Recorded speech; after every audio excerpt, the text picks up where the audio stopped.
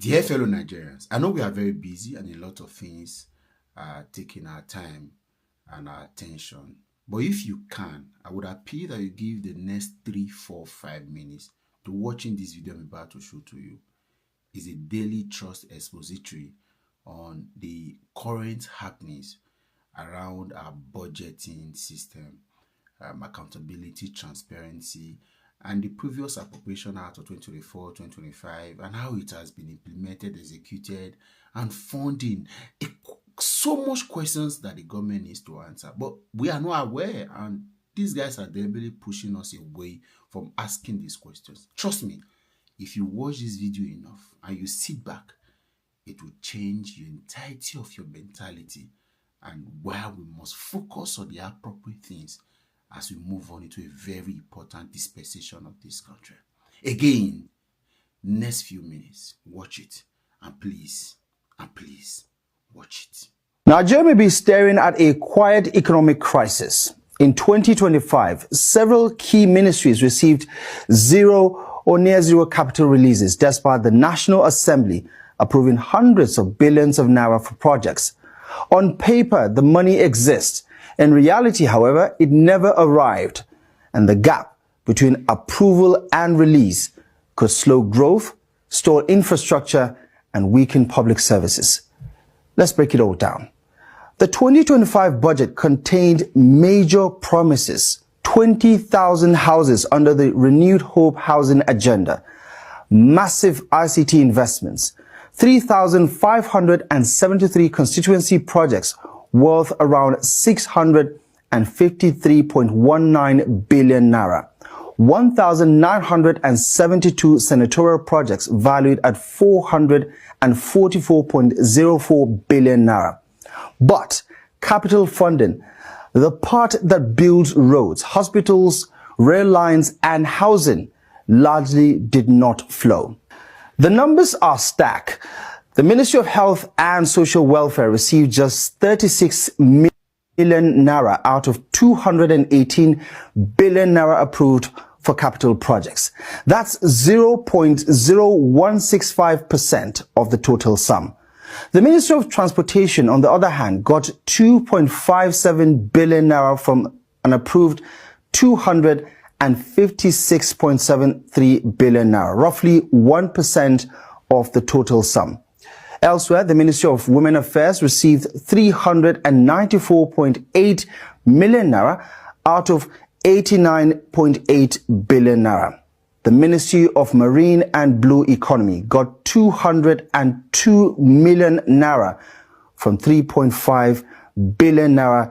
That is about 1.7% of the total sum. The Ministry of Interior, it reportedly received zero capital releases in both 2024 and 2025.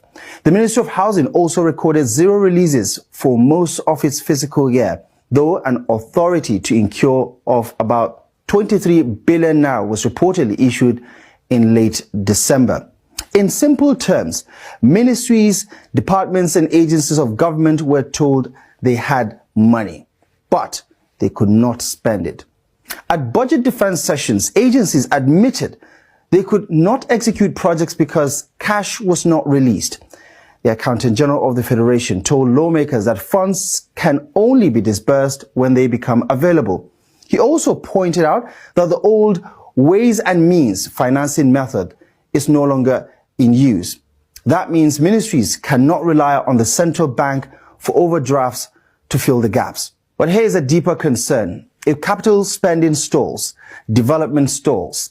Capital expenditure is what drives construction, manufacturing, job creation, and supply chains. When it drops, growth slows down. If only 30% of capital spending was implemented, the big question is, where did the rest of the money go?